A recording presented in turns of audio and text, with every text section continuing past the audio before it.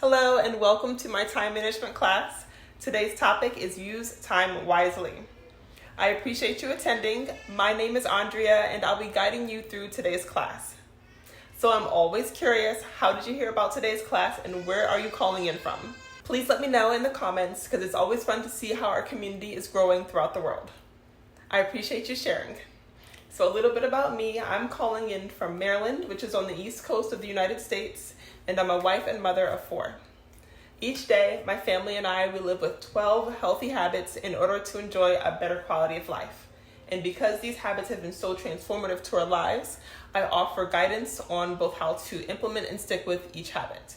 So I'll share more about each one of these healthy habits and the workbooks and the videos and classes and things that I offer throughout the week. I'll share all that later, but for now, I want to go ahead and jump right into today's class. Our goal for today is to have routines that help us to use time wisely. While we're together today, we'll choose what we want to be a part of our routines. We'll ensure that there's ample time for each priority and design routines that help our goals to be fulfilled smoothly. So the root word for routine is route. So then your routine is simply going to be the route that you take to get throughout the day. So let's take a second to write out our routines. We're going to write out our regular weekday routine. When you wake, when you exercise, when you do your morning hygiene and eat breakfast, when you go to work and have dinner, when you relax and when you do your evening hygiene, when you sleep. Take time to write all these things out. Write out your regular week routine. You'll also want to do the same thing for your weekend. Again, write when you wake up, when you exercise, when you do your hygiene, when you eat breakfast and when you have dinner, when you relax and when you go to sleep, etc.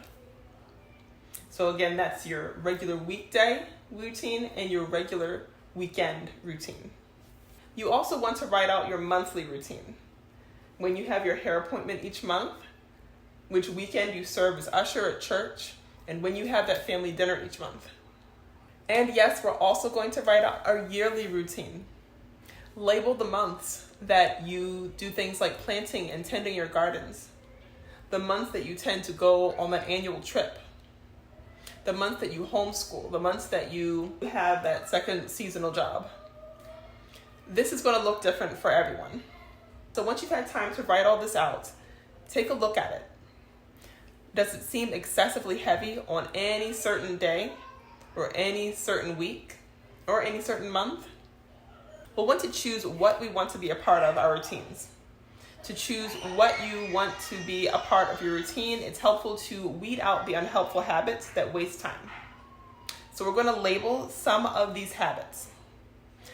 Go with your gut feeling on these labels and just remember no one's watching, no one's going to judge on how you feel about each one of these routines. So review your routine for any habits that you feel are a waste of time. Again, no one's knowing. And if you feel that something is kind of a waste of time, then just write the word waste next to that habit. Take your time and just go with your gut. So now double check yourself and see if you can honestly label the rest of those habits with the word helpful next to each habit. Anything else that's left, you should be able to write the word helpful. And if not, then you're going to have to probably write waste. So yeah, for anything you can't honestly say is helpful, write the word waste next to that item. We also want to make sure that we have ample time for each thing. So now that we've pinpointed what we want to be a part of our routine, let's ensure that there's ample time for each priority. Do you see anything on your list where you've taken just an unnecessarily long amount of time? And then try taking some time away from that priority. So a big tip that I always encourage everyone to do is to consider starting your entire routine earlier to make sure that you have enough time for everything. Just remember to end your routine earlier too so that you can still get enough sleep. So you may have noticed earlier that I said that my family and I, we live with 12 healthy habits in order to enjoy a better quality of life. So then time management is just one of the 12. We embrace all these healthy habits so that we can have less bad habits to sabotage our efforts to obey God and more good habits to support our success as we live to do all that Yahweh called us to do. for time management, and for each of these 12 healthy habits, I offer guidance via videos and workbooks and classes and support group to help you to implement and stick with each habit. So if you could use more guidance with this or any of the 12 healthy habits, I'm here to guide you. You can find more details on my website, which is trulythrivinglives.org. All right, so I'd love to know, how did you enjoy today's class and what questions did you have for me?